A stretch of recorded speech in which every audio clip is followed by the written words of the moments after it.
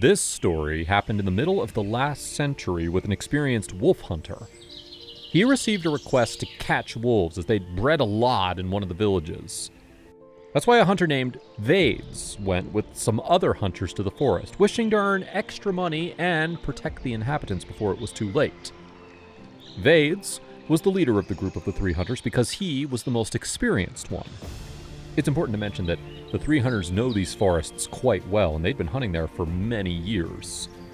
But now the situation was critical, and their goal was clear.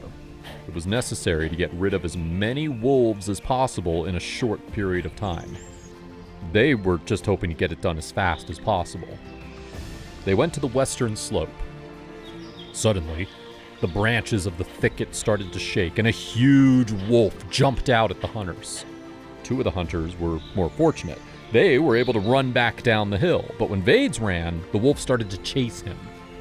Crouching behind a fallen tree trunk, Vades took aim and fired, but he missed. His friends began shouting at him that the wolf was going to the left, so then Vades ran to the right and miraculously escaped the predator. At that moment, he didn't understand why the wolf had left him alone. If he'd wanted to, he could have easily caught up to him, but the wolf just stopped and looked at Vades from a little further away. He was looking directly into his eyes. The hunter cocked his gun and was about to fire, but the wolf managed to escape. After such a scrap, the hunters decided it was time to set up camp. They wanted to set up a tent with a fire and rest. They spent the whole evening talking, and then they went to bed. All this time, though, Vades was thinking about the meeting with the wolf. What did he want? Why didn't he attack him and just run away? These questions were haunting him. The hunter decided to go out to the fire and warm up a little bit.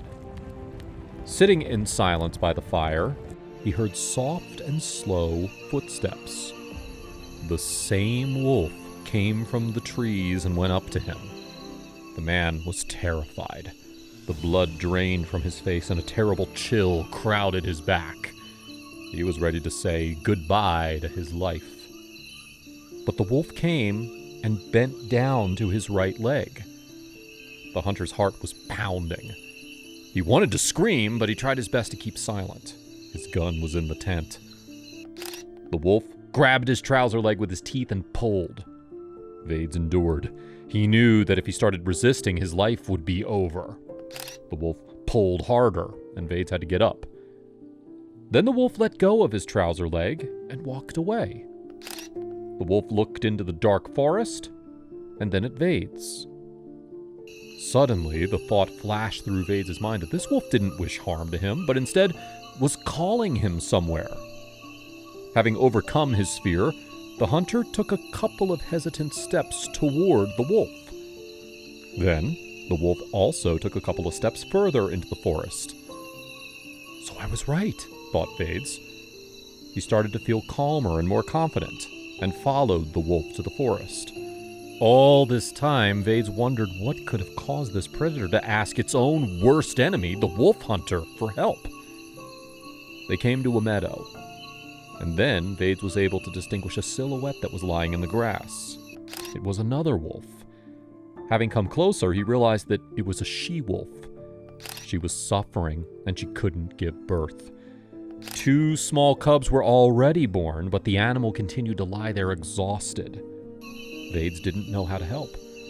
However, he had once delivered for his dog, and he knew something about it. The hunter helped the she-wolf, and everything ended well. Another small black pup was born. Vades went to a nearby stream and brought the she-wolf water. He sat for a while, making sure that everything was fine, and then he wanted to go back. It was getting light. So he got up and went towards the camp. The wolf was walking nearby all the way. When they had almost reached the camp, the wolf approached Vades. They looked into each other's eyes. The wolf came within arm's reach and bowed his head. He thanked the hunter. Then, the wolf turned away and disappeared into the forest. Vades was very surprised at how smart these animals were. After this incident, the hunter decided that he would never touch his gun again.